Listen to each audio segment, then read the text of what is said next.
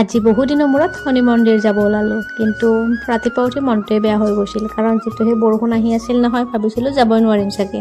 কিন্তু অকণমান দেৰিকৈ বৰষুণ ৰ'ল যেনিবা, তো আমি গ'লোঁ আৰু ৰাস্তা দেখিছেনে, এজাক বৰষুণ অহাৰ লগে লগে ৰাস্তাৰ গতি আমাৰ এয়া হয়। যোৱা টাইমত আমি ই ৰিক্সা নাপালোঁ, তো মা আৰু মই খোজকাঢ়িয়ে গ'লোঁ, আৰু বতৰ যিটো সেমেকা আছিল, তো ৰাস্তা পদূলি মানুহ সকলোৱে সেমেকা আছিল। শনিবাৰে যিহেতু শনি মন্দিৰত বহুত বেছি মানুহ হয়, সেইকাৰণে আমি সোনকালে গৈছোঁ, কাৰণ দেৰিকৈ গ'লে মানুহৰ বহুত বেছি ভিৰ হয়। ফাৰ্ষ্ট আমি প্ৰসাদখন আগবঢ়াই দিলোঁ আৰু তাৰপিছত ধূপ চাকি জ্বলালোঁ, আৰু তাৰপিছত পুৰোহিতে অকণমান পূজা কৰি দিলোঁ। সেৱা কৰি জাষ্ট অকণমান বহিছিলোঁহে, আহিল আকৌ বৰষুণ যাক।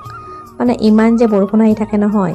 নৰ্মেলি মই বৰষুণ ভালেই পাওঁ, কিন্তু ক'ৰবাত যাব লগা থাকিলে বা ক'ৰবাত গৈ থাকিলে যদি বৰষুণ আহে, মই ইমান বেছি বেয়া পাওঁ নহয়, কাৰণ ৰাস্তা পদূলি ইমান বেছি লেতেৰা হয়, মানে একদম অৱস্থা নোহোৱা হৈ যায়। তো এনেকৈয়ে আমি বৰষুণ উপভোগ কৰি তাত প্ৰসাদ খালোঁ আৰু লগতে ভোগো খালোঁ, আৰু অকণমান দেৰিকৈ বৰষুণ অকণমান দোৱাত আমি ঘৰলৈ উভতি আহিলোঁ।